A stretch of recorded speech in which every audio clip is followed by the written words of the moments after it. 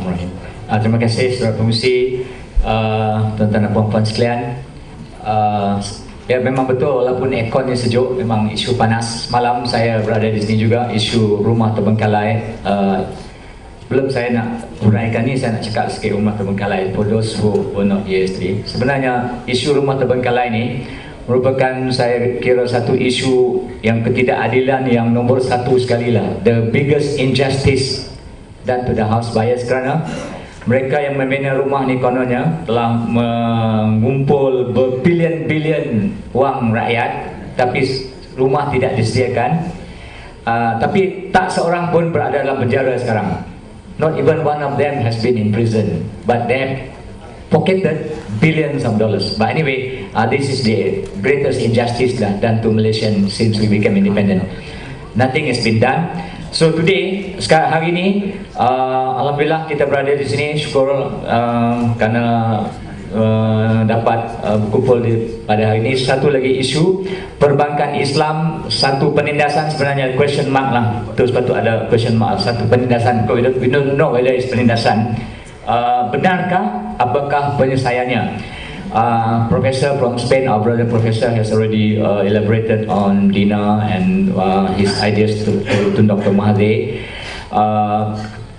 Isu hari ini kita merungkaikan perbezaan di antara perbankan Islam dan konvensional yang menjadi trend pentadbiran kewangan semasa, serta permasalahannya dan sejauh mana ianya menepati kehendak Islam. I think the issue is because ramai orang yang mengambil kewangan Islam ataupun pembiayaan dengan Islamic finance berasa mereka membayar kos yang lebih tinggi daripada kos conventional banking, because they feel that although riba tak ada riba is walaupun the loan that they have taken is Islamic Sharia compliance, tapi at the end of the day they end up paying more than riba. So this is a big question mark. So pada hari ini kita ada 3 orang pakar, termasuk our brother Dr. Imran Hussein from Trinidad. So mengikut the panel, program, baiklah kita mendengar terlebih dulu daripada ahli panel yang pertama, iaitu Yang Bahagia Datin Azian Omar, Ketua Unit Perhubungan Pelanggan CIMB Bank. Dan silakan Datin untuk memulai.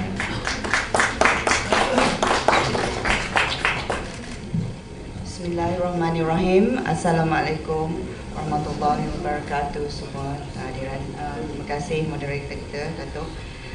Sebenarnya sebelum tu ingin saya perkenalkan diri saya terdahulu. Saya Datin Azia Omar, adalah Ketua Bahagian Customer Resolusi, ya, Cawang CIMB Bank, ya, CIMB Bank Berhad.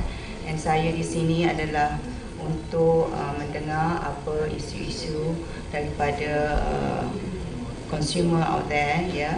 Ya, bagi CIMB Bank, kita ada mengadakan satu unit khusus untuk menandatangani segala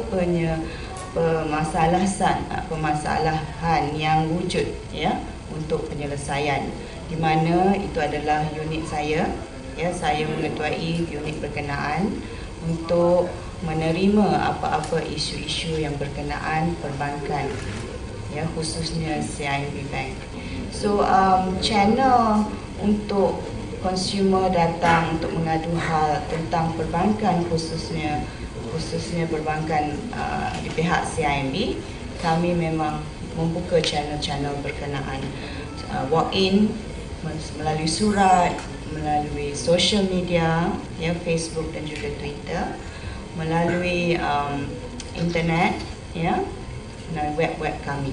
So semua kami punya informasi berada di dalam website kami berkenaan, ya. Itu saja, tak ada perkara panas, sensitif, semua sejuk yang Datin ketemukan hari ini. Nanti soalan mungkin kita boleh tanya dia. Ahli panel kita kedua adalah Yang Bahagia Dr. Azman Muhammad Noor, pensyarah Fakulti Fiqh dan Usul Fiqh Universiti Islam Antarabangsa. Silakan Doktor. Bismillahirrahmanirrahim. Alhamdulillahirabbil alamin wassalatu wassalamu ala asyrafil anbiya'i wal mursalin wa ala alihi washabihi ajma'in. Rabbi sadri wa yassir li amri wahlul 'uqdatam min lisani. Thank you very much. Datuk Chairman, Sheikh Imran, and Professor Omar. I'd like to welcome you all to Malaysia again. And ladies and gentlemen, hadirin dan hadirat sekalian, pertamanya saya ucapkan terima kasih kepada penganjur Persatuan Pengguna Muslim kerana menjemput saya untuk bersama-sama dengan tuan-tuan dan puan-puan untuk berkongsi pendapat pandangan. Sebenarnya saya dapat jemputan hari Khamis lepas, jadi saya pun tak tahu yang saya akan bersama dengan Sheikh actually, so it is an honor for me to be with Sheikh to share our opinions and thoughts. Terus kepada tajuk yang dibincangkan, adakah bank Islam menindas customer? Jadi di sana memang soalan ini biasa diutarakan dan biasa disembang-sembangkan, disebut oleh banyak customer bahawa harga ataupun pricing ataupun nilai yang dikenakan untuk pembiayaan, kos adalah lebih besar berbanding dengan konvensional bank.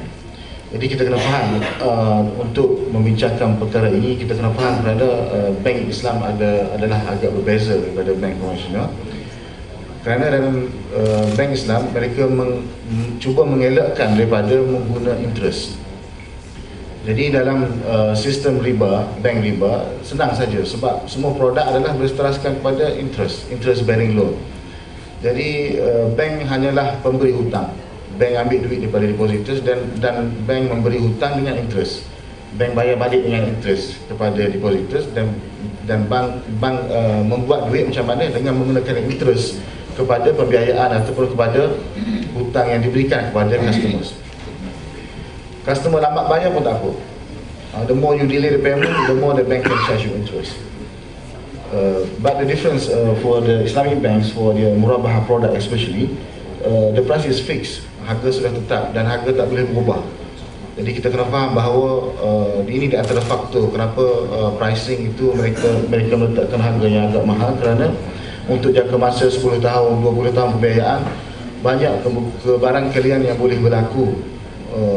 Untuk antaranya ialah untuk matching antara asset dan liabilities, kemudian juga mengambil kira risiko-risiko yang akan dilebihi oleh bank. Jadi kita kena ingat bahawa harga adalah satu, tak boleh berubah-ubah. Kalau harga berubah-ubah, dia menjadi warar dan ia boleh menyebabkan akad itu tidak sahih, tidak sah. He was born in the Caribbean island of Trinidad. He is a graduate of the Al-Imiyah Institute in Karachi. He has worked for several years as a Foreign Service Officer in the Ministry of Foreign Affairs of the Government of Trinidad and Tobago, but gave up his job later to devote his life to the mission of Islam. He lived in New York for 10 years, during which time he served as Director of Islamic Studies for the Joint Committee of Muslim Organization of Greater New York. He lectured on Islam in several American and Canadian universities, colleges, churches, including prisons and community halls. He was Imam for some time at Masjid Darul Quran in Long Island, New York. He has also led weekly prayers and delivered sermon at the United Nations headquarters in New York. He has traveled continuously and extensively throughout the world on Islamic lecture tours, and has also written more than a dozen books on Islam. Dr. Imran Hussein, thank you very much.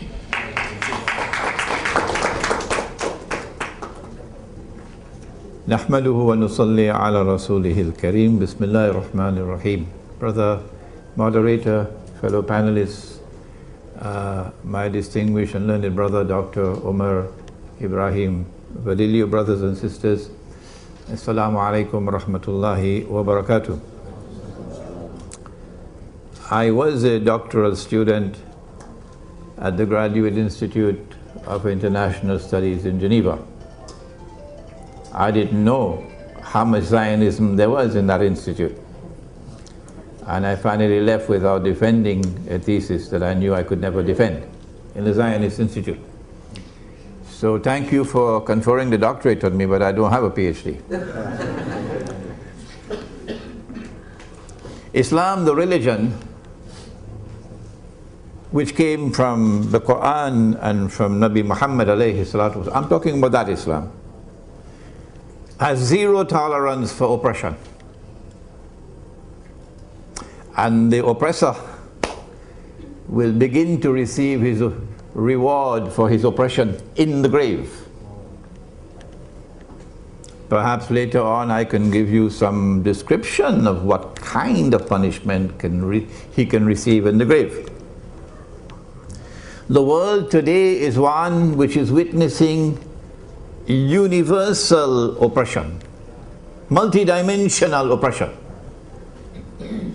And if one cannot recognize that, then buy a one-way ticket to the moon. The oppressor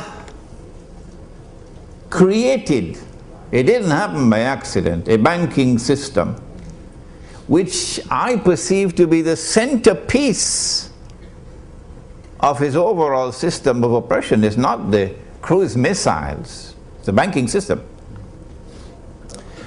That oppressor is identified in the Quran, in Surah Al-Ma'idah, verse number 51. We can speak about that later. It is a Zionist alliance of Zionist Jews and Zionist Christians, a mysterious European alliance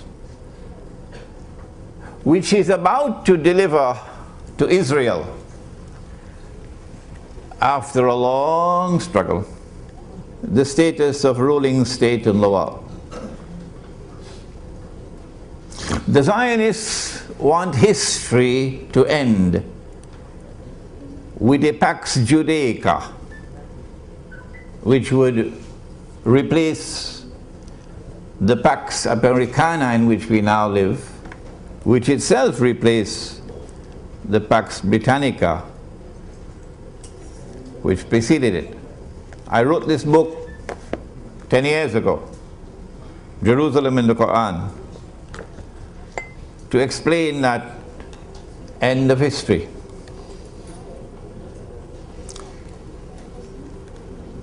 When Israel rules the world tomorrow, then a man would rule the world from Jerusalem, and Nabi Muhammad alayhi salatu wasalam described that man to us. But this subject belongs to Ilmu Akhirul Zaman, or Islamic eschatology, a subject which Islamic scholars, I don't understand why, are shunning. That man is, of course, Dajjal, the false Messiah. The US dollar is about to collapse. Even a schoolboy knows that. I don't know why the bankers don't know that. If they do, why aren't they talking about it? And why aren't they explaining to us why the US dollar is about to collapse? And how is it that Imran Hussein 15 years ago was saying that the US dollar, not only is it going to collapse, but it must collapse? Is he a prophet? Does he have an angel talking to him? Excuse me for my frustration, but like my brother Omar, we have been voices crying in the wilderness for a long, long time now. Why must the US dollar collapse? And we said that when it collapses, it'll bring down the US economy, and that will facilitate the transfer of power to Israel. And we said that the present monetary system will then have to be replaced with a new monetary system. This is monetary economics. They don't teach it in the Darul Uloom. And yet we get fatwa on money by people who have never studied modern monetary economics.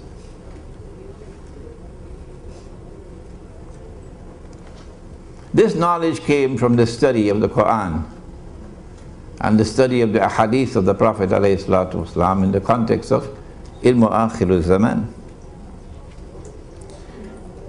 If the modern monetary system, which came out of Bretton Woods and which has come out of the International Monetary System and the Monetary Fund, and the Articles of Agreement of that fund, which incidentally, and even Dr. Mahathir did not know it, prohibits what Allah made halal.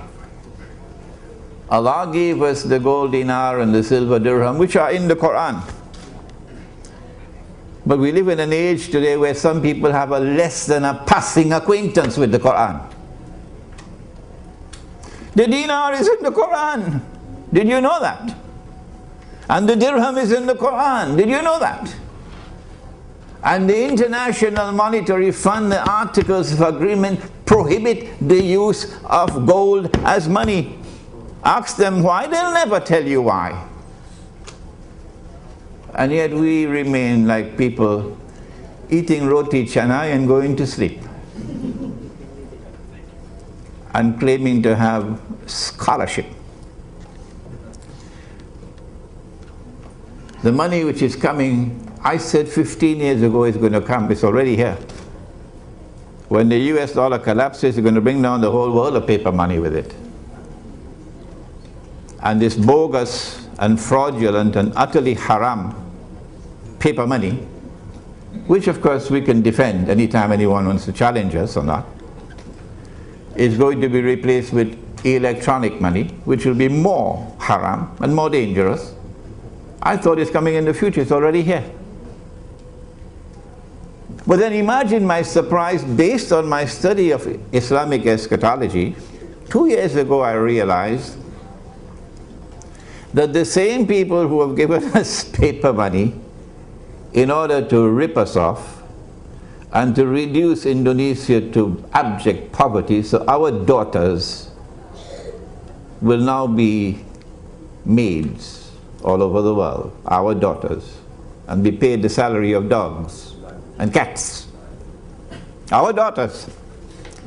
The same people who are now giving us electronic money in order to have a system where you have espionage to track down every single transaction and to be able to close an account whenever they want to, whenever it's convenient. The same people are going to bring back gold and silver tomorrow as money. I was surprised when I discovered that we're moving towards a tomorrow, maybe 20 years from now, when Israel is going to mint gold and silver. Oh, is going to mint gold and silver? My gosh, Imran, you are behind time. Israel is already minting gold and silver coins.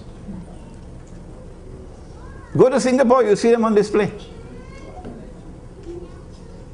I don't want to live to see that day, when those who are today waging war on Islam on Israel's behalf are going to bring back gold and silver as money, while we remain ominously silent on this subject, apart from Umar and myself and a few others who've been crying in the wilderness for the last 15 years. So I pray to Allah to take me away from the world before that day comes, because the shame and the disgrace will be too much for me. Let them live, who today will not raise a little finger. Not even a little finger will they raise and declare themselves Islamic banking. But they will never say that this paper money is bogus, it's fraudulent, it's haram. And they will never say, let us bring back the gold and silver coins. May Allah keep them alive for that day, so that they may face the shame and the disgrace of a people who have betrayed Allah and His Messenger. What is riba? And how does it oppress? Are questions we can take up later. There are two forms of riba. One is, of course, lending money on interest. And when money is lent on interest, the rich will remain permanently rich forever and ever, and the poor will be imprisoned in permanent poverty forever and ever. Money will no longer circulate through the economy, and even a schoolboy can see that's today's economy. But there is another form of riba which can be identified in taking a piece of paper. And if you have not studied the Bretton Woods Accord, and you've not studied the International Monetary Fund and the history of monetary economics, please remain silent. You take a piece of paper and you print a picture on it. and you put a number on it, and you give to that picture, because you are God, a fictitious value, because you are God himself. You create money out of nothing. Well, wait until you reach the grave. Just wait until you reach the grave. That's a form of riba. Or you create something called a bank, take the word Islam out of it, because that's hijacking the name of Islam. And somebody has an account with $1,000 and he writes checks. He goes all around KL writing checks because they know him, the shopkeepers accept the checks. But you have 1,000 in your account and you write out checks for 20,000? You should go to jail. That's fraudulent. Schoolboy will understand that. Is this fractional reserve banking? Can this be halal?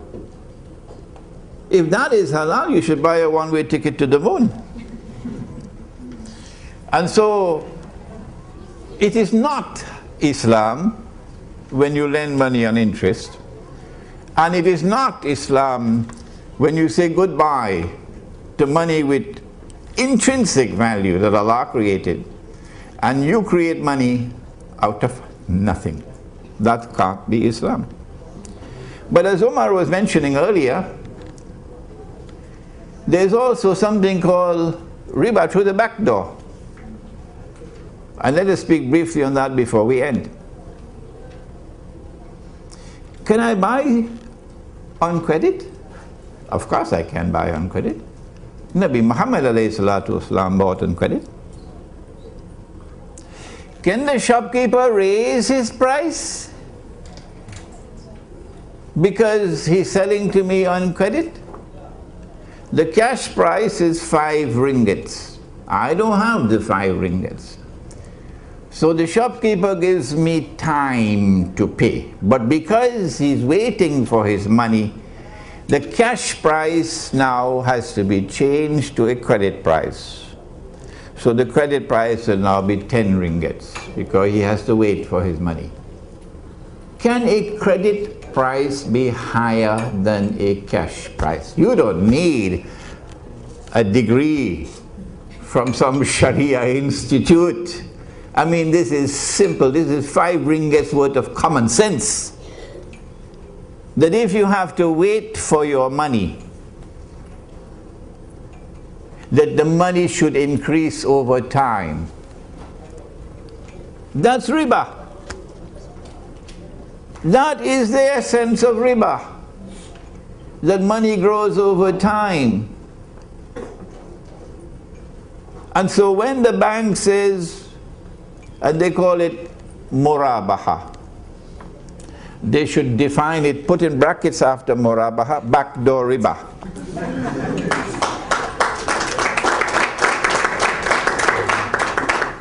And these are our Muslim brothers and sisters, and we should warn them about the punishment. I hope somebody asks me about that question. What can be the punishment in the grave for this bogus betrayal of Islam? If credit price is higher than cash price, the difference between the two would be because of time. That money can increase over time, that's riba. And so Islamic banks should take the word Islam out of it, so long as they are practicing these bogus transactions. What is the solution? Allah gave it in the Quran. In the very last revelation, He says, وَأَحَلَّ اللَّهُ الْبَيْعَ وَحَرَّمَ الرِّبَى. The alternative to riba is business. Business. A business transaction is one which embraces risk.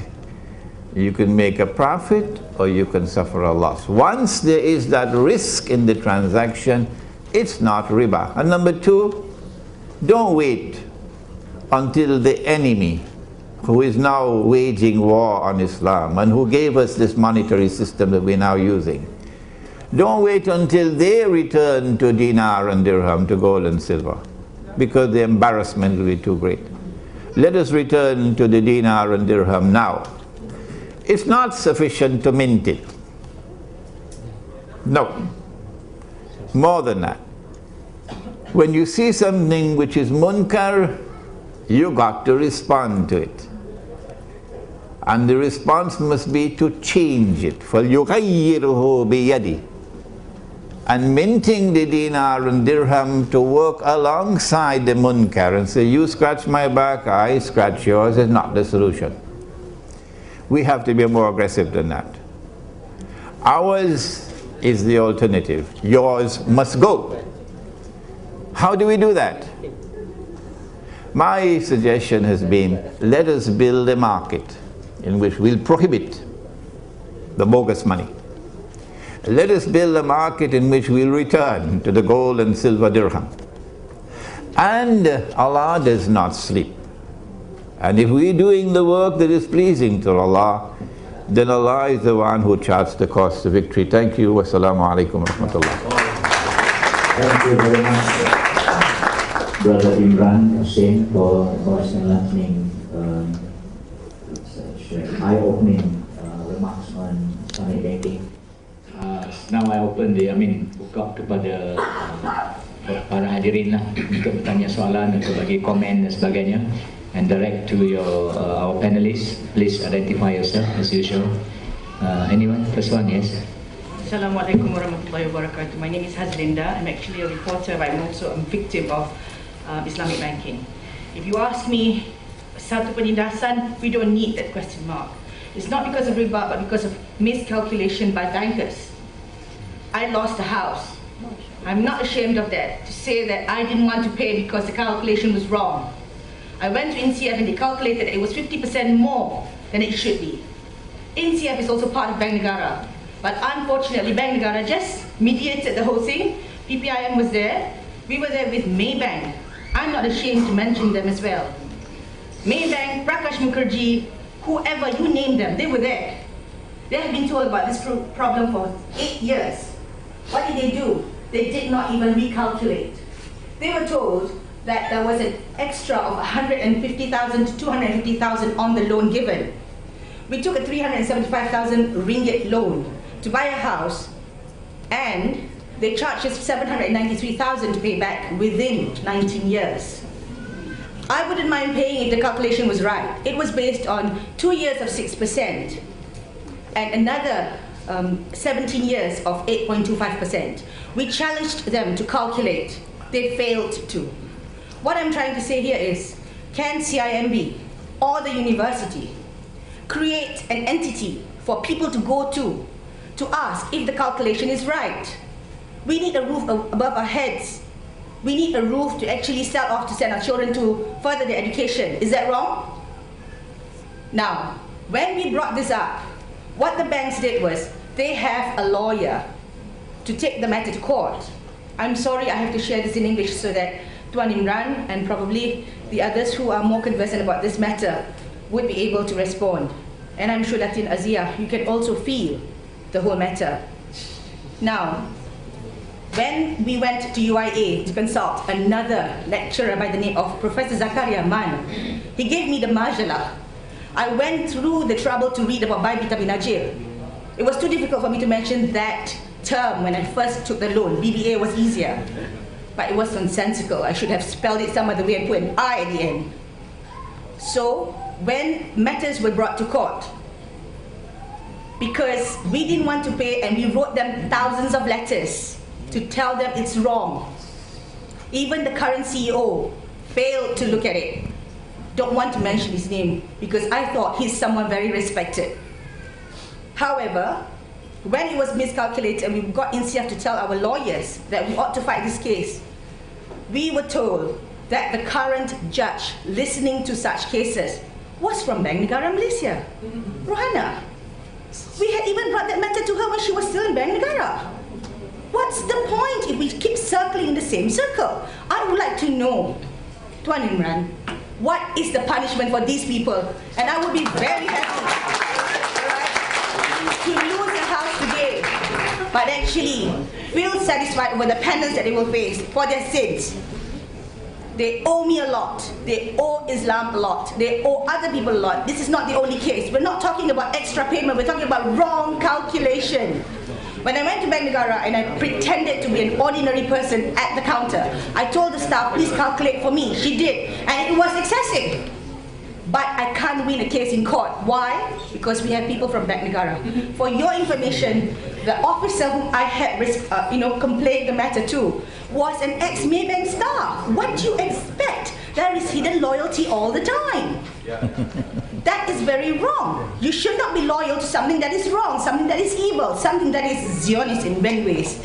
I've also taken some photographs this morning before coming here because I was very angry about what was happening. I've given to PPIM photographs of the house of a credit manager who actually handles repossessed cars. Look at the number of cars he has.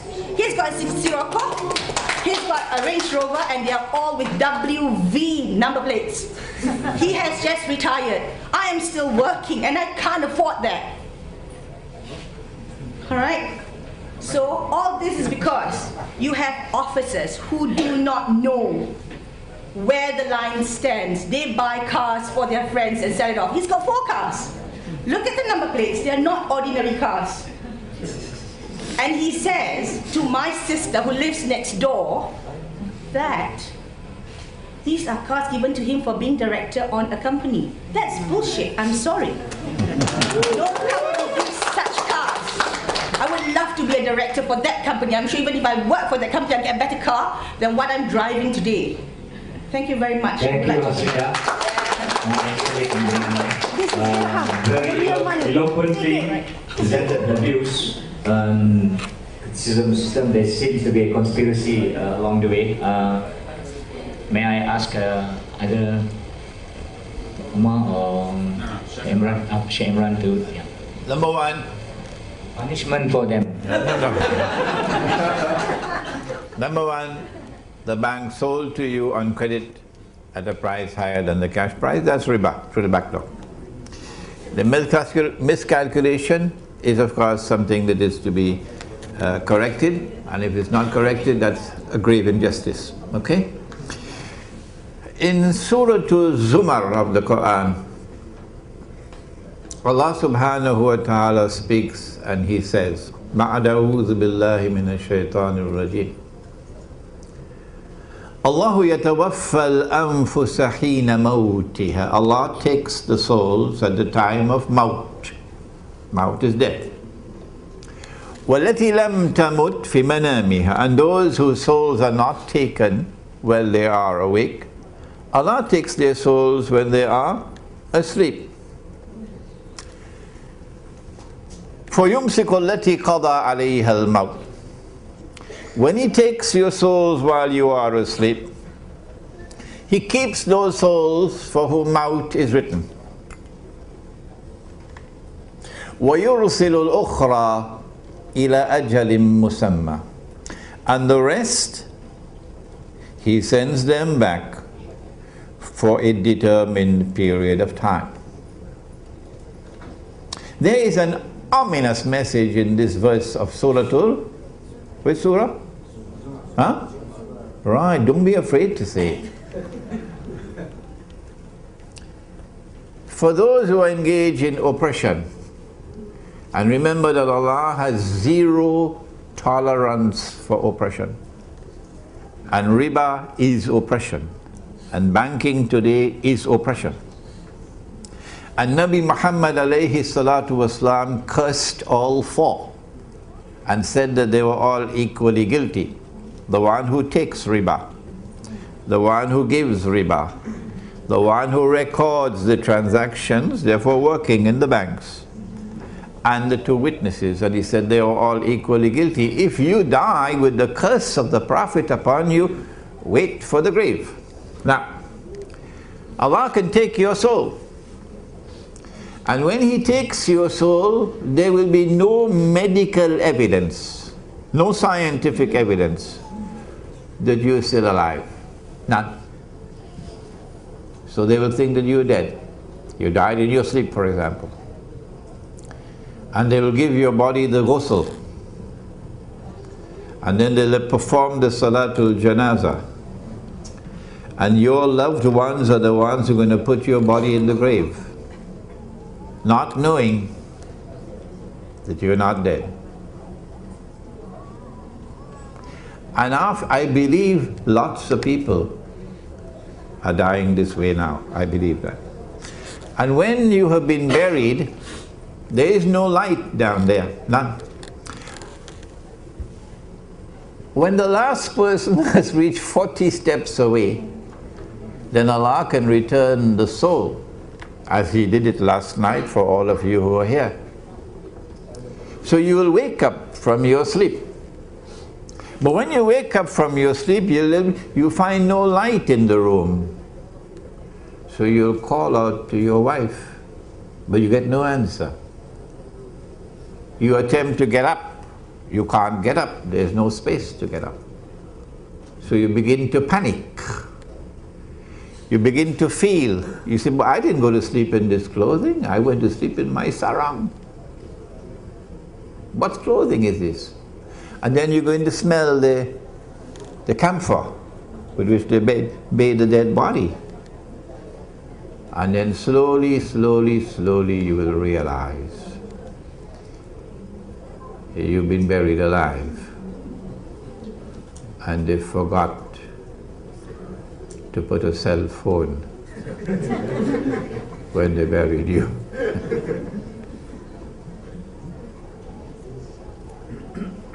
And then you're going to cry out, and cry out, and cry out. But there's no one to hear you. And you will urinate upon yourself, and you will defecate in yourself. And the insects are going to crawl over you, and you can't do anything about it. You can't call for your banker, you can't call for your chauffeur, you can't call for your Indonesian maid. She's always an Indonesian, incidentally. You can't call for any help. And Allah is now going to punish you with a punishment you richly deserve. Because you had a less than a passing acquaintance with the Quran. You had eyes you could not see. You had ears you could not hear. You had hearts you could not understand. It doesn't matter whether you are Christian or Jew or Hindu or Buddhist or Confucian or anything. The same God who created you is the same God who sent the Quran and sent Muhammad alayhi salatu wasalam. This is the punishment. Okay, I have two parts to my question. The first part, since the bankers are here, my name is Lee. Okay, first part is since the bankers are here, and yesterday I attended the housing part of it. And I understand some of the victims of the housing is when they pay the 10% deposit, then thereafter the bank continue to ask them to pay progressive, even up to 100%, but the house is only maybe 20% finished. So there is a fraudulence going on between the engineers, architects with the bank, but the bank release the payment, they don't care, they victimize the owner, they have to pay the full. So are the banks overcoming this problem of getting their own people at fault? Or no, they have to go after the architects and developers instead of the victim? Did you ask this question yesterday? No. Somebody asked, but there was no answer. All right. So the second part is on my own case. I've purchased some through a merchant through credit cards. Okay, some products, investment products. But I find that it is fraudulent in the sense that what I pay to the merchant is they put under a different company's name. And within 24 hours, I asked the bank to cancel all my transactions. But the customer services refused. Once you sign, you have to pay and you have to face the bank. No? So, but I understand that there's a grace period within 14 days, or between the merchant, the bank and the MasterCard, the owner, either Visa or MasterCard, the credit card owners. So why is it the bank refusing to entertain victims? Instead, they just charge you and you don't pay, you go to court. So I have some documents to prove out my facts. Thank you, thank you.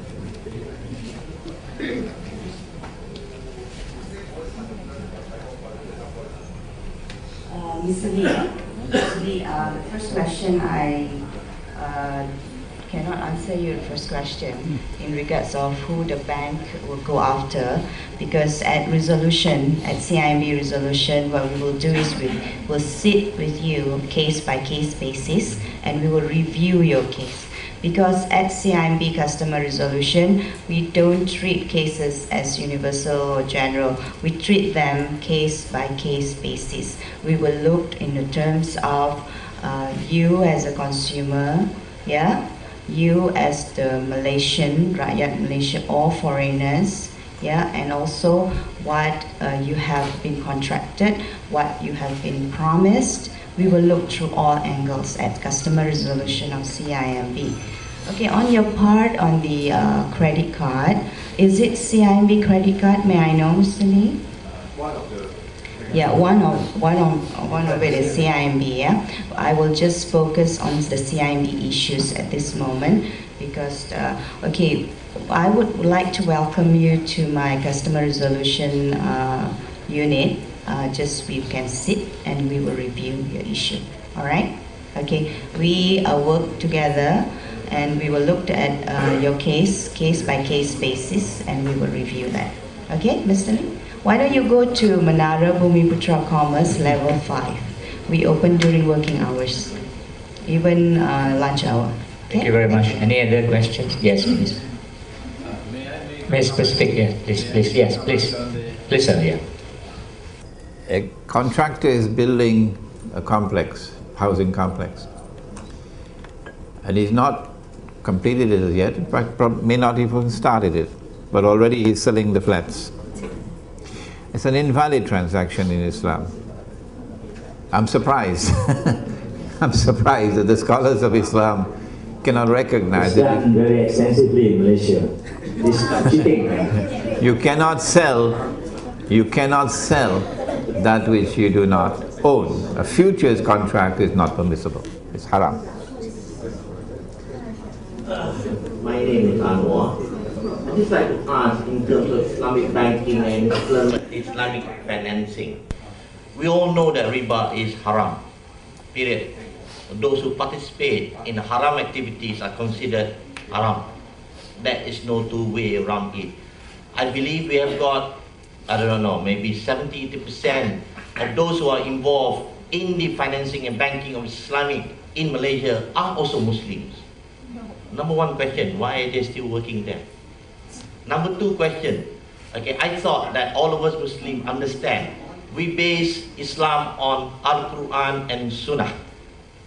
It has not changed, but from Rasulullah's time. Okay, I assume that all the Muslims in the banking sector understand and read the Al-Quran and the Sunnah. I also assume those in the government also understand what's in the Al-Quran and the Sunnah. Okay, we have seen a lot of Muslims, okay, being put down by this financing system. The so-called say the difference between conventional banking and Islamic banking.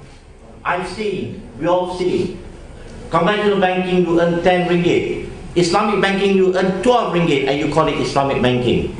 What is this? Okay, I would like to ask the panel, especially from the banks, are we not Muslim who have got self-conscious? Do we not work for halal living? Thank you very much. Thank you. Any question? Maybe you ask first, then the panel will answer. Bismillahirrahmanirrahim. Assalamualaikum warahmatullahi wabarakatuh. Saya kemudian dari Lawang. Masalah saya bank muamalat. Tapi macam Jantin cakap, dia bank dia. Tapi bank Islam, kalau bolehnya bank Islam semua sama. Maknanya mesti sama dia punya aturan. Okey, macam Syekh cakap, tetap dia riba. Okey, bank saya, rumah saya 54,000. Saya dah bayar 46,000. Masalah saya, mungkin ada masalah lah, saya ada kelewatan membayar. Saya dah 36 bulan lebih tak bayar. Sepatut lama dah dia lelok rumah tu. Okey, baru ni saya ada duit sikit, adalah saya kemalangan, dapat insurans. Saya bayar lebih kurang 10,000. Hutang saya 18,000. Maknanya ada lebih kurang dalam 6,000 lagi. Dalam masa terdekat ni, yang saya dah bayar 10,000, saya dapat surat lah, perjanjian nak bayar 1,100. Lebih kurang dalam 18 bulan. Tapi letter offer pada saya 1,100 selama 5 tahun. Tapi pembayaran rumah saya sampai 2021. Mana ada daripada saya Maknanya sekarang bila tak ada akad ceritanya, saya dah bayar 46,000, hutang saya ada lagi 68,000 selama 5 tahun. Saya buat rayuan, surat menyatakan boleh rombak balik macam mana kan. Riba tetap riba, dan macam mana solution kita nak buat riba tak riba ni. Macam saya dah bayar 46,000, saya ingat berapa ribu lagi dia nak habis 54,000 tu. Tapi ini masalahnya, dia kata 15 hari bulan hari dah. Dia akan surat-surat dia tu, kalau saya tak bayar lagi yang 6,000 tu. Tapi saya dah buat surat rayuan mengatakan suruh sambung sampai 2021. Kalau 1,100 maknanya lebih kurang dalam 550. Tetapi tetap juga saya nak bayar lagi 68 cakap 46, 100,000 dekat rumah murah di Rawang. Terima kasih.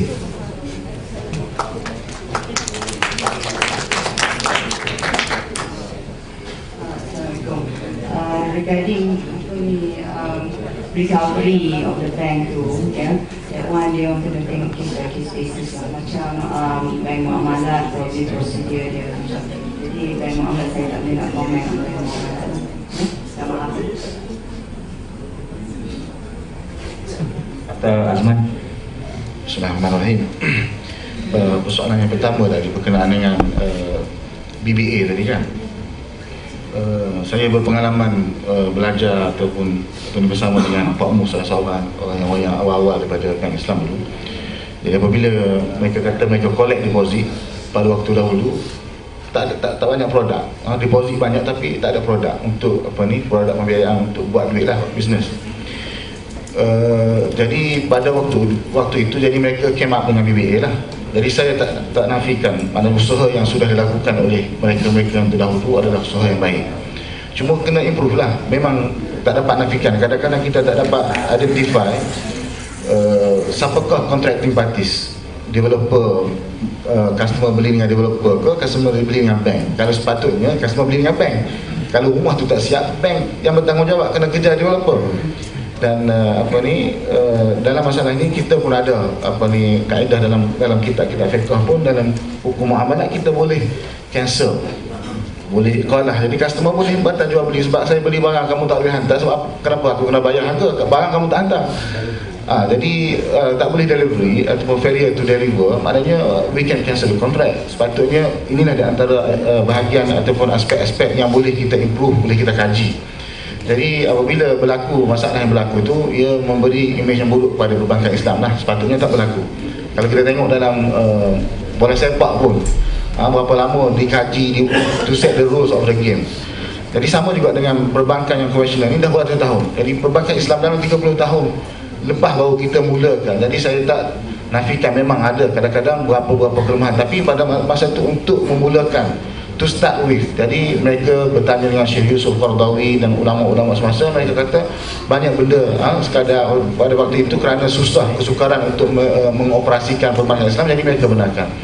Cuma persoalan-persoalan yang berlaku sebagaimana abang tanya tadi, jadi saya rasa perlu, ini hak abang, jadi kita kena buat sebagai pendatin jawab tadi, case by case.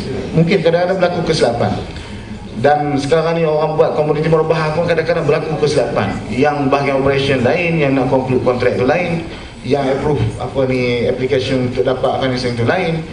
Jadi yang nak buat teletrade, nak telefon, nak jual beli barang, sekarang ni mereka guna komoditi murabah atau perdawaran. Jadi kadang-kadang berlaku, kita manusia dan kita kena ingat hak kita sebagai customer. Kita kena mempertahankan hak kita, perjuangkan hak kita. Kembali kepada persoalan tadi, persoalan sama ada murabah dibolehkan ataupun tidak. Sebenarnya ia adalah tulang belakang. Kalau tak ada, kalau kita stop murabah, memang tutup pintulah bank Islam. Kalau kita kata murabah tak boleh, of course tutup pintu, sebab tidak ada lagi cara, sebab tak ada cara lain nak dapat keuntungan, nak berniaga. Sebab bank, kita kena faham, bank Islam bukanlah persatuan kebajikan. Pelabur-pelabur juga mengharapkan pulangan. Jadi mereka mestilah melakukan perniagaan yang halal. Dan untuk memastikan pelaburan yang halal dan pulangan yang halal, kita kena pastikan ia betul-betul patuh syariah, ikut syariah. Jadi kalaulah kita katakan murabah tadi tak boleh diharamkan, maknanya bank akan tutup kedai. Tak ada lagi cara lain. Setakat ni maknanya tulang belakang bagi bank untuk mengelakkan daripada sistem riba. Sebab sistem riba memang yang konvensional itu memang kat mana-mana senang. Sebab dia memang cah tu memang secure, memang selamat. Tapi dalam murabah ini bank kena tanggung risiko. itulah yang kita kena improvekan. Sebab dahulu peringkat awal dulu mungkin lain. Sekarang ni kita banyak orang dah faham, orang mengkaji. Sepatut sebagaimana Tuan Syekh sebut tadi pun, bank kena tanggung risiko sebelum berlaku jual beli tadi. Dan kita tengok dalam hadis-hadis Rasulullah SAW juga banyak bagaimana berlaku jualan tangguh. Dan kalau baca kita Alam Muqin Ibn Qayyim pun dia kata, kalau aku tak mampu beli rumah ni, dia suruh kawan dia beli dulu, dia kata kemudian aku beli dengan kamu dengan harga yang lebih. Itu juga di antara penyelesaian. Sebab kita hajat keperluan sekarang ni tak dapat nafikan kalau kita tutup, tak ada guna, maknanya tak ke mana-mana. Sebab ke mana-mana pun keperluan sekarang ni tak boleh tidak. Maknanya secara umum memang bank itu diperlukan. Cuma kita nak menyelesaikan masalah riba tadi, nak keluar daripada riba macam mana. Dan kelemahan-kelemahan yang ada tu sepatut kita tambah lagi. Kita kena tambah baik lagi, dan kita kena improve lagi supaya ia tak jauh daripada maqasid ataupun matlamat sebenar syariah. Wallahu a'lam. Terima kasih doktor. Minta maaf cerita busuk dah rumah saya kena lelong. Berapa dia nak lelong rumah saya? Memang bank dah ambil hak dia je. Saya dah bayar 46,000, tapi akad kita 100,000. Dia akan bayar mungkin 68,000. Maknanya mungkin saya, kalau boleh katalah lelong, bersih, tak ada hutang dah. Ini kita tanggung hutang lagi, macam kereta ke apa ada lagi blacklist. Itulah rakyat Malaysia masih. Dia ini pun kalau tanya saya, sebab saya dari segi saya pun bukan wakil mana-mana bank. Jadi memanglah kalau tanya saya, hak nak melelong itu sendiri pun pemegang gadaian tadi, dia caci tadi, tak boleh dia nak lelong sesuka hati dia. Saya nak tanya dia sebenarnya dia kena dapat kebenaran tuan rumah dahulu. Sebab rumah itu walaupun dia dijaga, tapi dia adalah owner. Tuan yang beli rumah tadi adalah owner. How can we justify haram tetap haram? Okay, are we trying to justify? Kalau dikatakan dalam Al-Sunnah dengan Al-Quran, riba is haram, period. Okay, we are saying to ourselves, alright, just because we want a bank to flourish, to make money, we condone with it, we justify, we cannot. Haram tetap haram. Saya setuju, haram adalah tetap haram. Kalau ayam kena langgar, kata halal ke haram? Haram. Haram. Ya, lepas tu sekarang ni ayam yang orang kata dia sembelih, kita kata betul ke kamu sembelih? Kita petikaikan lagi yang bank Islam buat ni, kita kata tak tahu ke halal haram, kita makan yang haram, boleh ke tak? Kita terus pergi kat commercial bank, boleh ke tak? Kita tahu dah, confirm dah haram. Sekarang ni what is the gateway? What is the solution? Kita kata haram, bank kita kata bank Islam, kita petikaikan produk bank Islam. Okey, lepas tu kita pergi commercial. Adakah itu penyelesaian? Tak, kita tak perlu commercial, kita tak perlu bank. Boleh, kalau tak perlu bank tak apalah. Sekarang ni siapa dia boleh hidup tanpa bank? Alhamdulillah. Alhamdulillah. Tak boleh hidup tak ada bank. Dulu pun tak ada bank. Kejap je. Kalau boleh saya setuju. Dan saya dalam masa ini saya kena ingat Minta maaf isu berasingan. Okey, saya nak share sikit satu pengalaman Saya seorang peniaga. Saya buka satu kilang. Saya buka satu kilang baru ni. Saya usaha supaya saya tidak terlibat dengan riba. Caranya saya kumpul duit. Dah 10 tahun saya kumpul duit, saya dapat 250,000 je. Dan kos kilang ni untuk jadikan standard JMP semua lebih kurang 800,000. Jadi sekarang saya start. Jadi untuk orang-orang yang angkat tangan tadi, bagaimana nak selesaikan masalah saya ni? Saya tak nak buka kedai kecil saja, macam jual jubah, jual tudung gitu, saya tak nak. Kita berniaga. Ya, saya dah berniaga daripada kecil dan sekarang dah peluang untuk saya buka sebuah kilang. Saya dah ada market daripada luar negara. So saya nak tahu dalam banyak-banyak cara yang ada sekarang ni, apa solusinya untuk saya ni, masalah yang saya hadapi sekarang ni. Jadi saya belum lagi apply untuk loan daripada bank ni. Saya datang ke sini hari ni, saya lihat ramai orang cerita benda tu tak boleh, tapi tak ada yang kata solution apa yang boleh. Ada tak solution? Siapa ada solution nanti bagi. Yes please, madam. I'm Eunice. Good morning to all. Morning. Honorable panel, and a very special thanks to PPIM for organizing this forum and to bring us together. Okay, until today, as you see the voices here represents, we are asking so many questions. Let me put one question first. Alright, if bank is on the customer's side, we don't want injustices, we want justice for everyone. Why is the bank giving the bank terminals to all these fraudsters continuously to cheat the public? We are not able to answer this question, but we want the bank negara, conventional bank or relevant banks to answer this question. Why is the bank terminal being given to all kind of fraudsters? Number two, what are the actions taken by these banks to overcome or to diminish or to lessen these problems, which is a burden to the public, to the bank users? We don't want a bank today. You just heard a few moments ago. We do not want a bank. It's just because our families are burdened, our people are burdened, and I wish this also goes to the Prime Minister's department and all people who are responsible for what we are here today, this Saturday morning, early morning. Actually, it is not easy for us to be here.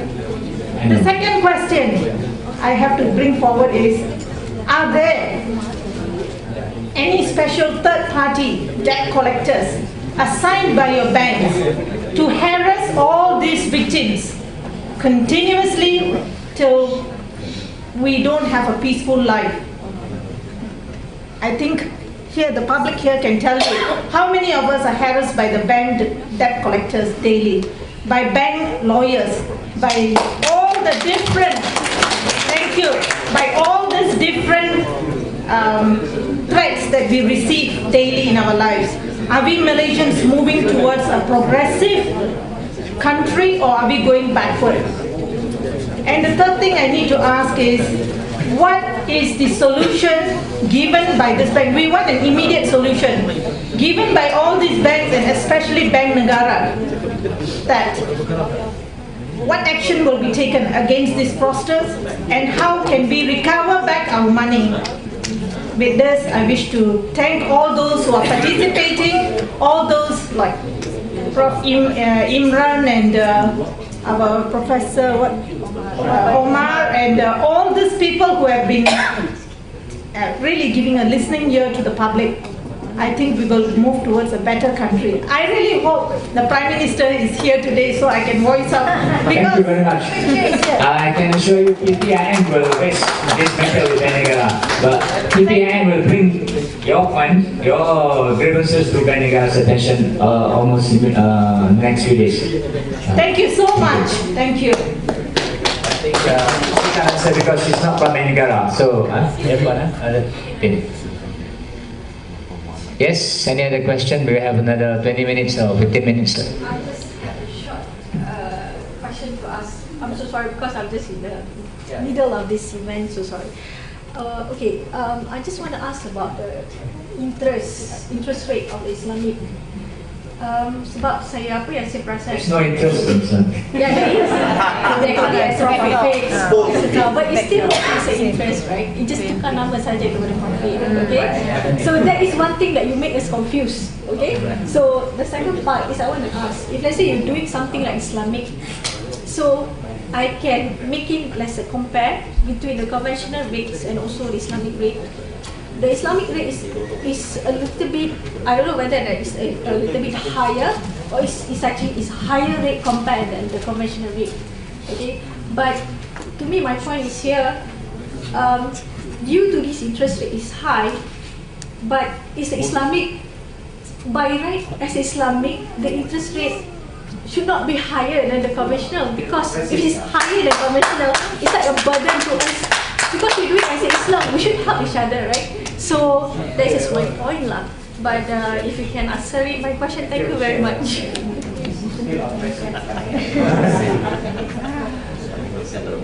The Prophet ﷺ has said, whether riba is big or it is small, it is still riba. Number one. And he says whether riba is big, 20%, 30%, or small, 2%, 1%, you know, gram. What's the name of that bank in Bangladesh? Nobel Prize? Grameen, yeah, Grameen, and they get a Nobel Prize for that. Whether riba is big or small, the result is still the same. It just takes more time. It ends up in destitution and poverty. So it doesn't matter whether it is bigger or smaller, it is still haram. why does the money lender lend you on interest either through the front door, conventional, or through the back door, so-called Islamic? Why? Sometimes he does that in order to get you a pound of flesh. You know about the British Sheikh, don't you? Who wrote that excellent book on riba? Never heard about him? Shakespeare. That's right. What's the name of the book? Merchant of Venice, the best book on riba you can find. Shakespeare. Sometimes he lends you on interest for your pound of flesh, so that his gain would be your loss. وَأَكْلِهِمْ أَمْوَالَ النَّاسِ بِالْبَاطِلِ, says the Quran. But sometimes he lends you an interest for a more sinister objective. And for that you must read John Perkins. Take a note. Confessions of an Economic Hitman. He lends you on interest because he wants to enslave you. And so you no longer have freedom. You cannot do what you want to do because the slave master says, no, you're going to pay a price. You can't pay that price. So you have to vote as Malaysia voted. Remember when Malaysia voted in favor of the resolution? The Security Council resolution? For the use of force against Iraq, Saddam Hussein? Yeah. And all the Malaysian people, all were opposed. So Dr. Mahathir said, we couldn't do otherwise. If we had not voted this way, they'll destroy our economy. Okay? And so don't complain about whether the rate of interest is higher or lower. It is still haram. And the result will be the same. It just takes more time. They want to impoverish you, reduce you to poverty, and that's why there are demonstrations in New York now. And here. And the American people are now surrounding Wall Street. This little booklet was written at the request of the Director General of the Prime Minister's Department of Economic Planning. Can't remember his name now. He attended a lecture of mine. He said, write this, but don't make it more than 50 pages. The gold dinar and the silver dirham. Islam and the future of money. And we're going to have it soon in Bahasa. This tells you in a nutshell the story of money and how they have used money to reach where they have reached today, where they have enslaved you. Now before I go to my question, is the statement that I would like to make is that you're asking the wrong people for the solution. You're asking Ben Bernanke for the solution of the global economic problem. He is the one who's created it. So you're asking the bankers how to solve a problem. That's wrong. They create the problem, we can't ask them how to solve it. Correct?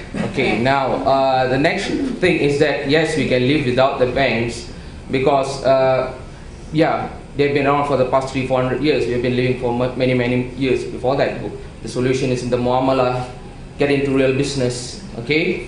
And the solution is in the Quran. One of it is that just pay them the principal and don't pay them the interest. That's what they need to do actually to solve the economic problem. Okay? My question straightforward to Sheikh Imran Hussain, what are the role of the ulama? It's so baffling. Why are they being so silent, number one? Or why are they knowing the fact that they are wrong, they still endorse it? And why is that we have to follow that particular group of ulamas who come out and say that yes, this is Islamic, that's Sharia compliant, who come from that particular part of the world? Because I find that there is two distinguished points. When there are ulamas who are not from that particular part of the world say something, it's not accepted because it is not from that school or not from that university or not from that organization. Why is that the ulama are so silent, number one, and why are they the ones who condone this? What are they? Don't they know these problems? And why is this happening, Sheikh Imran? Thank you. Assalamu alaikum. hadith of the Prophet Muhammad alayhi salatu wasalam. Listen carefully. يوشك يأتي على الناس زمان. It will not be long before that time will come upon you. Meaning آخر الزمان. لا يبقى من الإسلام إلا اسمه. When nothing will remain of Islam but the name. This is not Imran Hussein, eh? This is Nabi Muhammad alayhi salatu wasalam speaking. So don't be angry with me. وَلَا يَبْقَى مِنَ الْقُرْآنِ إِلَّا رَسْمُ. And when nothing will remain of the Quran but the traces of the writing, mechanically recited, nobody following the Quran. مَسَاجِدُهُمْ. I'm not doing musha'alam. مَسَاجِدُهُمْ آمِرَةٌ وَهِيَ خَرَابٌ مِنَ الْهُدَى. The masajid, plural of masjid, at that time, would be grand structures, impressive structures, but devoid of guidance. Now listen to the last piece. Ulama'uhum, the ulama of that age of darkness. Sharrun nasi mimman tahta adimis sama. The ulama of that age of darkness, when nothing remains of Islam but the name, would be the worst people beneath the sky. Said Nabi Muhammad alayhi salatu wasalam. Min indihim takhrujul fitna wa fihim ta'ud. They would be the centers of corruption, corrupting the people. So this is an ominous warning to us concerning the quality and the status of ulama in the age of fitan. I have reached the state of frustration now. So as a result of this, I am now saying, if you differ with me when I say that this paper money is bogus and fraudulent and haram, if you differ with me when I say that this so-called Islamic banking has backdoor riba in it, well, fine, let the people choose. And if they are blind, they'll choose blindly and they'll pay the price for it. Because the people must have the choice to make. We don't want to take that away from them. But if you come after us and you say that we are wrong, and you want to silence us, then we will respond with this challenge after we have no more patience. We say, come, you and I, and let us raise our hands and pray to the one who always listens and ask him to curse and to punish with eternal punishment whosoever is wrong on this issue. Come, that's our challenge to you. Assalamualaikum. Okey, nama saya Fahima.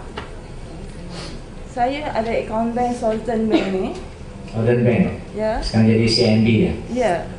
Saya memang menyimpan duit sekali je. Lepas tu saya tak tahu bila masa je combine. Sebab saya ni memang lawan yang bodoh kan. Duit saya duit 1 minggu kat dalam bank ni. 1 minggu punya kerja tahu walaupun 100 tu 1 minggu punya gaji kerja saya. Okey. Saya tak tahu bila dia combine. Lepas tu bila saya datang, saya tanya mana Southern Bank tu dah jadi CIMB. Saya datang dekat sana. Dia kata, close account. Dia cop je. Cop saja. Saya tanya mana duit saya. Dia kata dah cari saya tak jumpa. Itu je jawapan dia. Sekarang saya tak tahu mana duit saya CIMB pegang ni. Walaupun RM100 saya nak duit saya.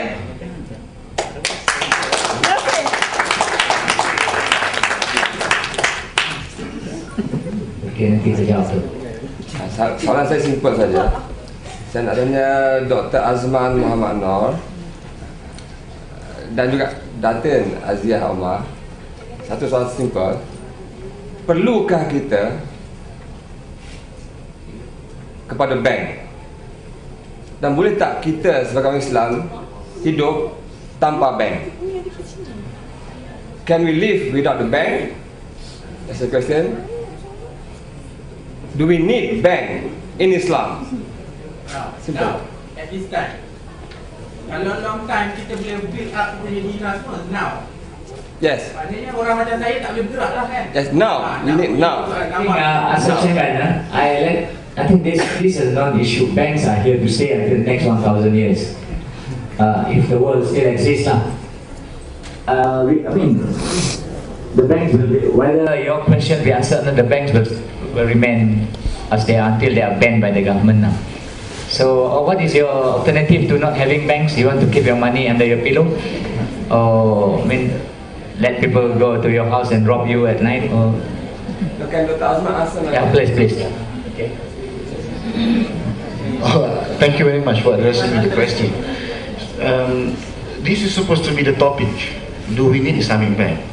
Bukan, kalau cakap bersama orang, it's another session sepatutnya. Sebab itu tajuk lain, kita perlu kupasan lain, dan saya tak sangka kalau kita tak perlu ada bank, tak payah buat tajuk ni kan. Bank Islam menindah atau tidak kan, kita buat tajuk lain terus, senang. Sebab saya banyak isu sangat nak cater, tak boleh fokus. Jadi ada aduan, memang baguslah, inilah peluang sebenarnya untuk kita mengadu. Ada orang nak berniaga perlu pada pembiayaan kan. Jadi isu mata wang, yang pertama isu mata wang memang jelas Qarar Majma' Fiqhi mengiktiraf bahawa duit kertas yang kita pakai itu sah dilakukan, dan memang hukum dia sama dengan hukum emas. Dari segi berlaku riba, dari segi kita boleh bayar zakat, dan dari segi tak boleh jadikan modal sebagai kepada mudharabah, dan boleh juga kita buat bagi salam. Jadi mengambil hukum seperti dengan hukum emas. Dan saya terbaca sebelum saya pergi pada soalan tadi, supaya kita faham, jangan keliru. Sebab zaman Rasulullah dahulu, dinar itu pun bukan di-initiate, bukan dibuat oleh Rasulullah dalam Syekh Imran tersebut itu. Memang orang Dahulu, Alexander the Great pun memang guna emas. Dan sampai sekarang Yugoslavia masih guna lagi dinar. Dan kita kena faham bahawa Islam datang, dan Islam mengiktiraf penggunaan mata wang tanpa menyebut bahawa kamu mestilah hanya satu-satunya, bahawa inilah the only, maknanya mata wang. Sebab Selama pernah nak mencadangkan supaya menggunakan kulit unta untuk jadikan sebagai mata wang. Dan Imam Malik juga kata kalau kamu guna kulit unta, kalau kamu beli emas yang tangguh, tak sah. Dia aklah karih Tuhan. Aku tak sokong, tak setuju kerana berlaku riba. Dan kita tengok juga dalam masalah fulus, duit yang diambil daripada mata wang, mana ulama dahulu mengiktiraf bahawa boleh digunakan, cuma khilafnya adakah dia sama dengan emas atau tidak tadi. Dan kita tengok mutakhir Syafi'iyah menganggap bahawa tak sah sebagai mudharabah kerana ia hanyalah sebagai silap ataupun sebagai barang dagangan. Persoalan ditanya perlukah kita kepada Islamic Bank? Saya tak payah jawab soalan itu, tuan-tuan sendiri boleh jawab. Sekarang ni perlukah kita hidup tanpa bank? Sebagaimana saya tahu, cara hidup sekarang ni tak sama.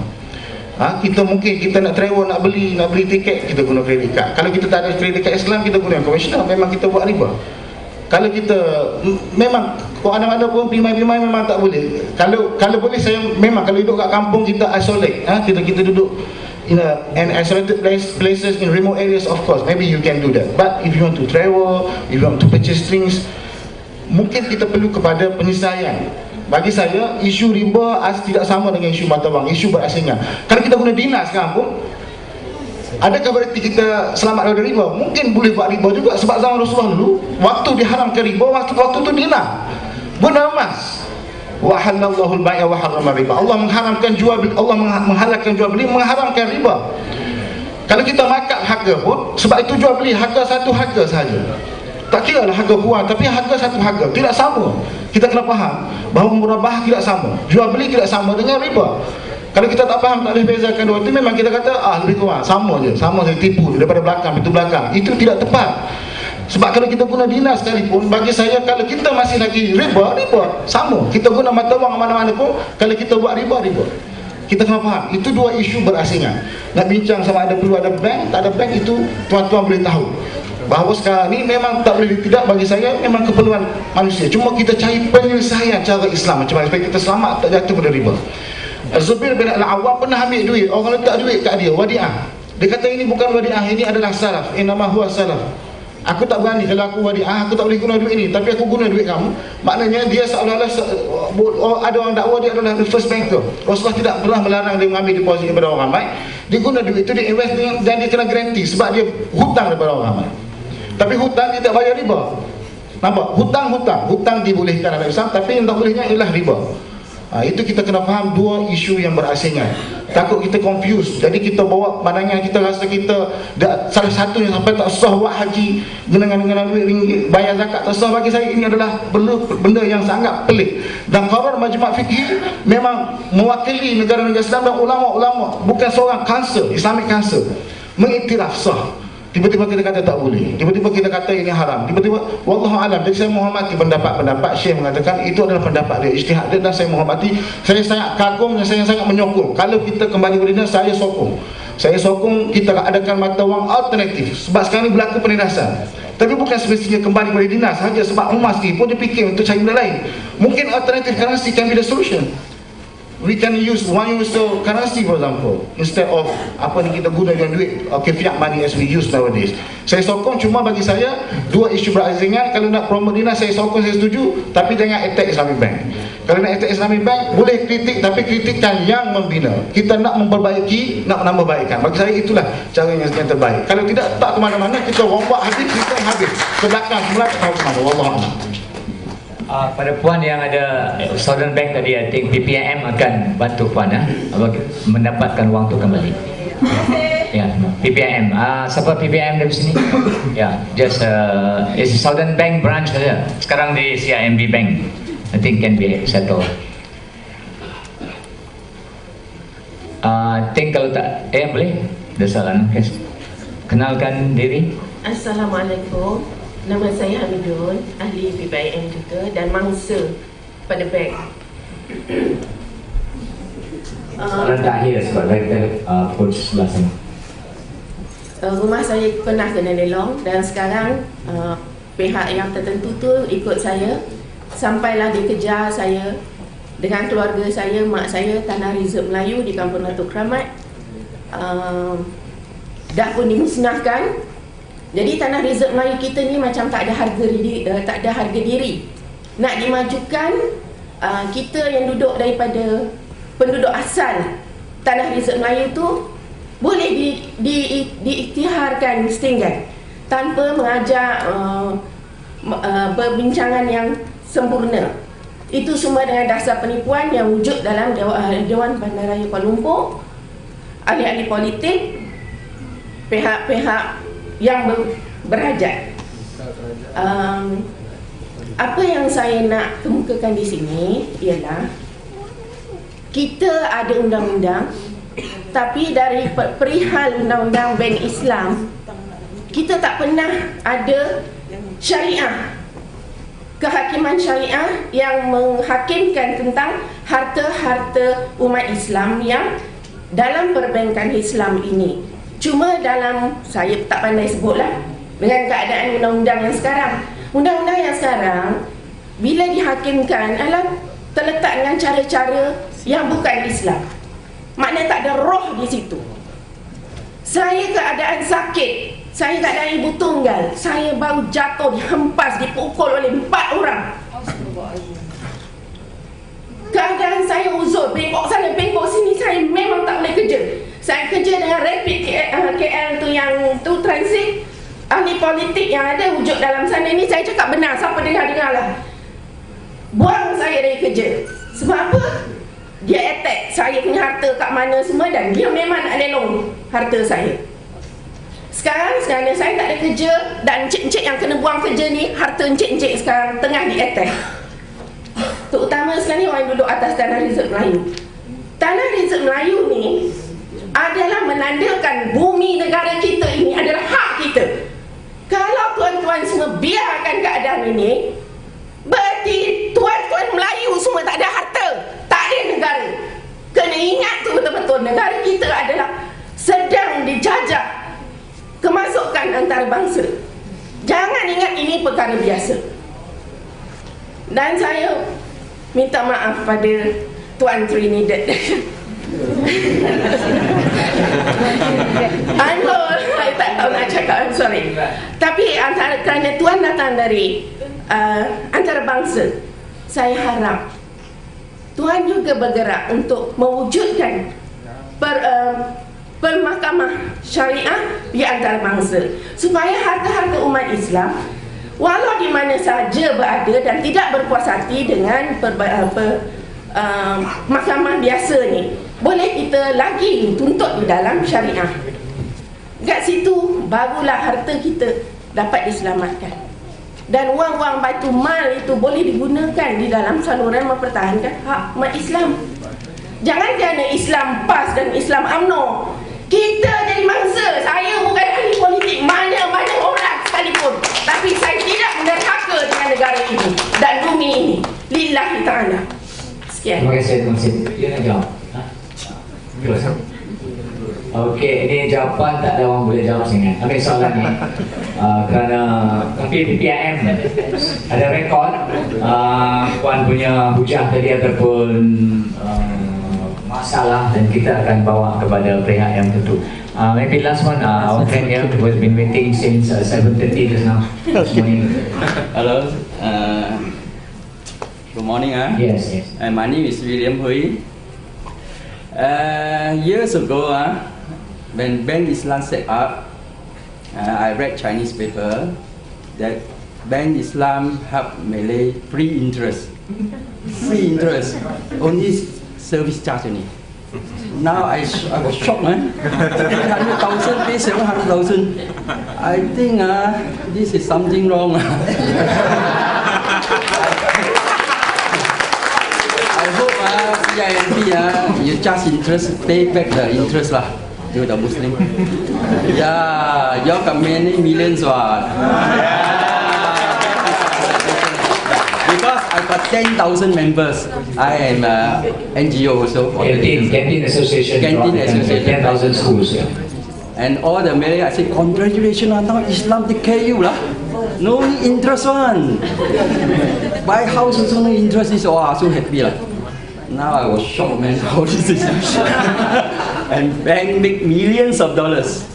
I hope I suggest write to Najib, satu Malaysia, help the Muslim lah. Yeah. Pay back the interest. Thank you.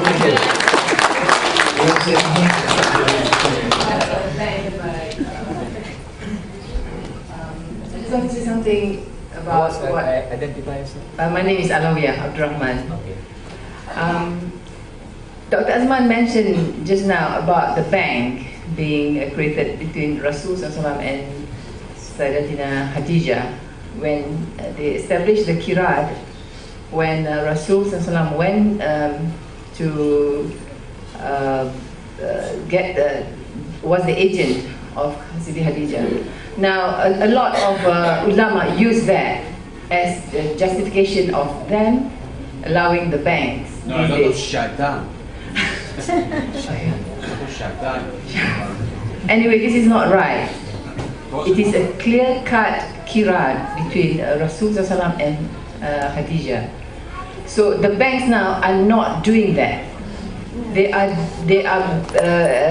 establishing the banks under the law of fractional reserve banking, using names of instead of riba, other names like commission or fee or whatever it is. Any other name. So we have to stop the shaitan from using this noble, blessed transaction of Rasul SAW and Sayyidatina Khadijah as not the bank that they see today. So that's just correction. Okay, I think that's last one, it's very last one. Thank you very much for your comment. Very good example and a very accurate practice which was done by the Prophet himself. He was the Mudarib for Khadijah. I was mentioning another example actually for another contract, which is a contract of loan which was done by Zubair bin Awam. You are correct. Sometimes there are, as I mentioned, there are of course loopholes, there are weaknesses, in implementing. So even because of the complaints from the public now, I was informed that there is suggestions to move away. They may come up with something else, instead of Mudarabah, because the thing is not so transparent. They have the reserve, profit equalization reserve. The amount they distribute actually is not the real. The real performance does not reflect the real performance, the real profit obtained again by the Mudarib. So sometimes the bank has to top up. So this is fictional, I agree. Okay, as Professor Omar mentioned. So they are trying to move away. But for the time being, as I mentioned to you, some of them, they were given permission on the interim basis, okay, for temporal basis. So they are going to review from time to time. And of course, in this case, we have to raise complaints, okay, and arguments, okay, so that to make sure that they are not far away. They shouldn't only call it Islamic, but must be Islamic. Another issue is about pricing, whether it is ethical or not ethical. Okay, of course, this is another issue which is also very, very important. Of course, you can charge expensive price, but okay, from ethical value, akhlaq, okay, in Islam, you have to take also into consideration, okay, the right of others, and also, okay, the help, the need, because you have to give assistance and okay, help to others. If you are oppressing them by charging them very expensive price, not only, I mean, in everything, okay, you sell to them, this is unethical actually. That's why in the West now they are promoting ethical banking. But ethical banking does not mean Islamic banking, okay? So what happened now, to me, yes, this is also very important. Then the bankers have to take, the Islamic bankers have to take into consideration, okay, where, okay, their pricing should be ethical. Okay, the pricing, and they should be transparent. Okay, the price must be known, the way they calculate must be known, and there shouldn't be any oppressions, or there shouldn't be any fictitious or anything which is hidden, any fancy transactions behind the whole transaction. Wallahu a'lam. Terima kasih Tuan Azman, terima kasih, thank you very much Syekh Imran Hussein dan Datin Azian Umar, dan terima kasih kepada tuan-tuan dan puan-puan sekalian. Saya berjanji apa juga hujah ataupun masalah yang diberikan ini akan dihantar. We will send a memorandum to the Prime Minister at the end of the day on the 3-day session here, and we will try to meet the Prime Minister himself, especially on the points of housing dan sebagainya dan Islamic banking. So I think on that note, saya dengan sukacitanya menyiarkan forum ini ditutuplah. Terima kasih ya kepada semua. Terima kasih.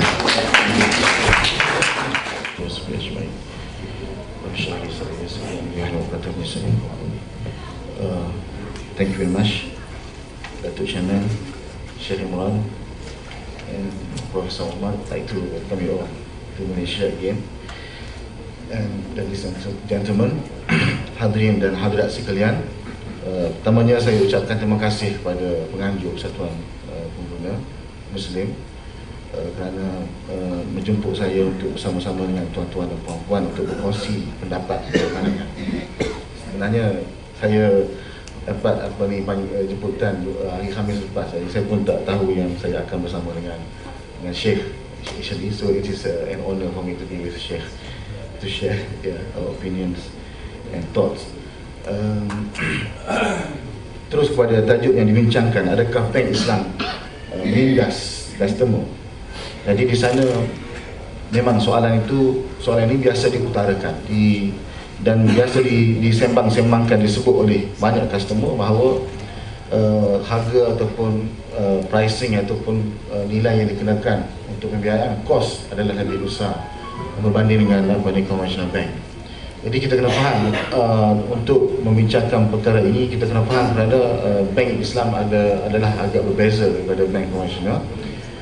Kerana dalam bank Islam, mereka cuba mengelakkan daripada menggunakan interest. Jadi dalam sistem riba, bank riba, senang saja sebab semua produk adalah berasaskan kepada interest bearing loan. Jadi bank hanyalah pemberi hutang. Bank ambil duit daripada depositors dan bank memberi hutang dengan interest. Bank bayar balik dengan interest kepada depositors dan bank membuat duit macam mana dengan menggunakan interest kepada pembiayaan ataupun kepada hutang yang diberikan kepada customers. Customer lambat bayar pun tak apa. The more you delay the payment, the more the bank can charge you interest.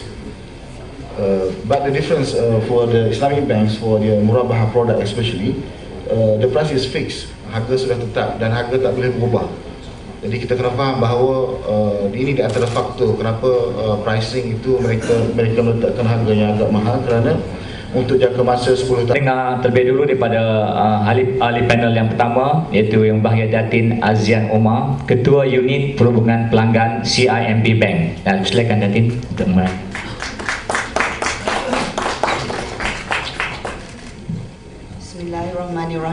Assalamualaikum warahmatullahi wabarakatuh semua hadirin. Terima kasih moderator Datuk. Sebenarnya sebelum tu ingin saya perkenalkan diri saya terdahulu. Saya Datin Azia Umar, adalah ketua bahagian customer resolusi ya cawang CIMB Bank ya, CIMB Bank Berhad, dan saya di sini adalah untuk mendengar apa isu-isu daripada consumer out there ya. Ya, bagi CIMB Bank kita ada mengadakan satu unit khusus untuk menandatangani segala permasalahan yang wujud ya untuk penyelesaian, di mana itu adalah unit saya ya. Saya mengetuai unit berkenaan untuk menerima apa-apa isu-isu yang berkenaan perbankan ya, khususnya CIMB Bank.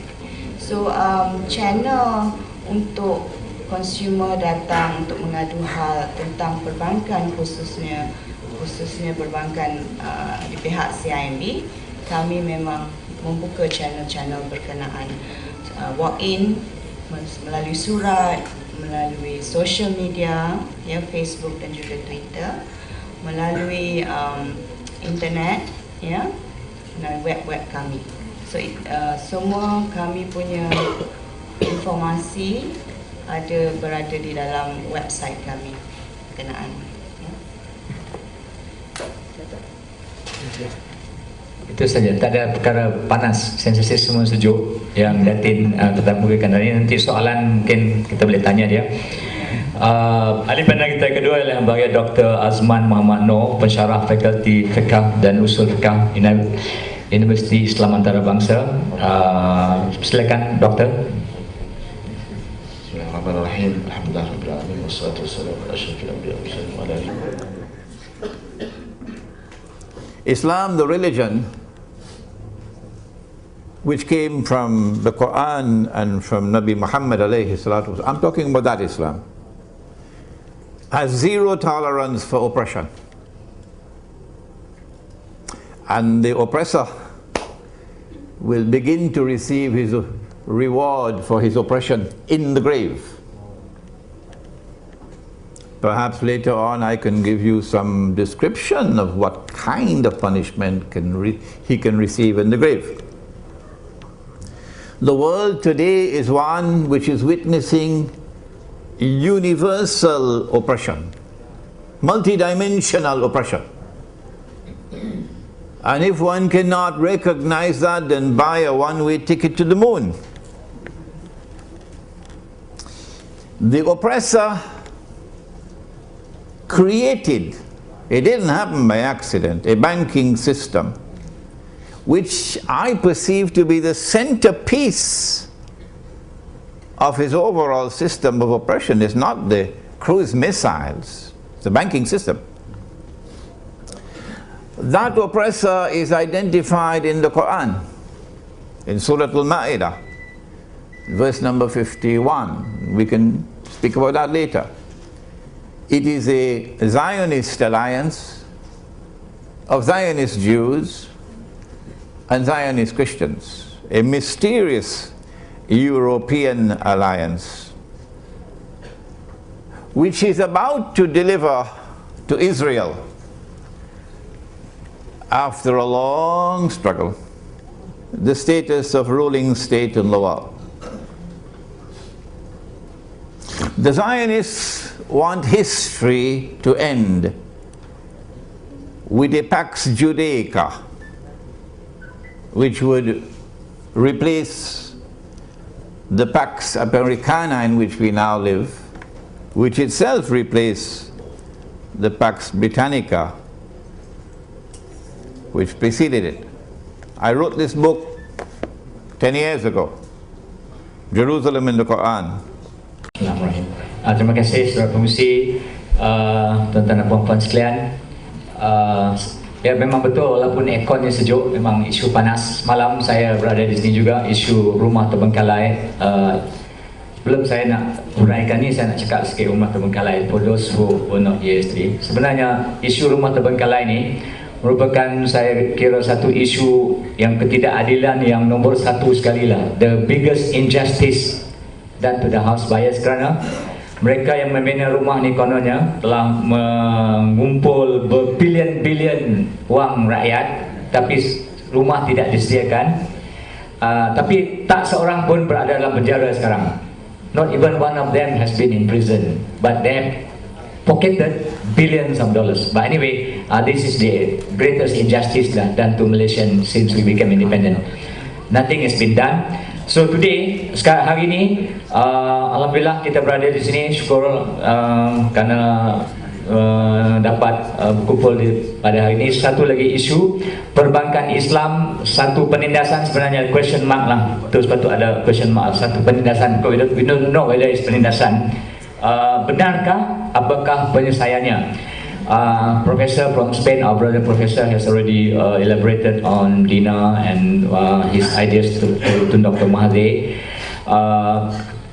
Isu hari ini kita merungkaikan perbezaan di antara perbankan Islam dan konvensional yang menjadi trend pentadbiran kewangan semasa, serta permasalahannya dan sejauh mana ianya menepati kehendak Islam. I think the issue is because ramai orang yang mengambil kewangan Islam ataupun pembiayaan dengan Islamic finance berasa mereka membayar kos yang lebih tinggi daripada kos conventional banking, because they feel that although riba tak ada riba is walaupun the loan that they have taken is Islamic Sharia compliance, tapi at the end of the day they end up paying more than riba. So this is a big question mark.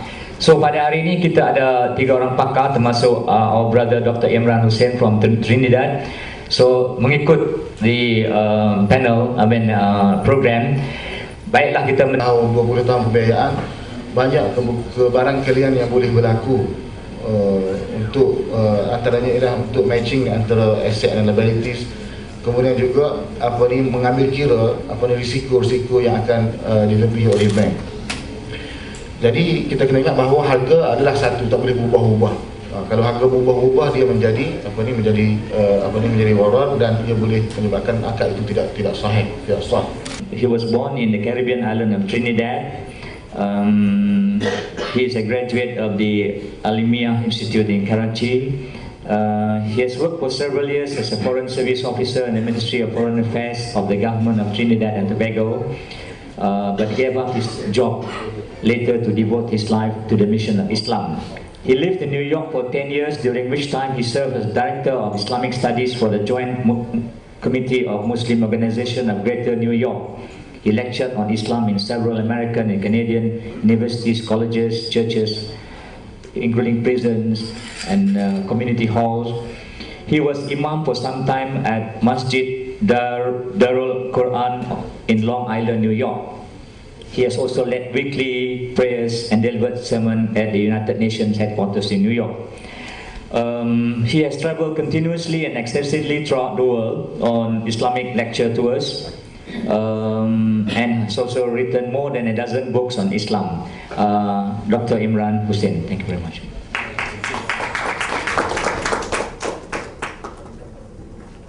نحمده ونصلي على رسوله الكريم بسم الله الرحمن الرحيم. Brother moderator, fellow panelists, my distinguished and learned brother Dr. Omar Ibrahim Vadilio, brothers and sisters, Assalamu alaikum rahmatullahi wa barakatuh. I was a doctoral student at the Graduate Institute of International Studies in Geneva. I didn't know how much Zionism there was in that institute. And I finally left without defending a thesis that I knew I could never defend in the Zionist Institute. So thank you for conferring the doctorate on me, but I don't have a PhD.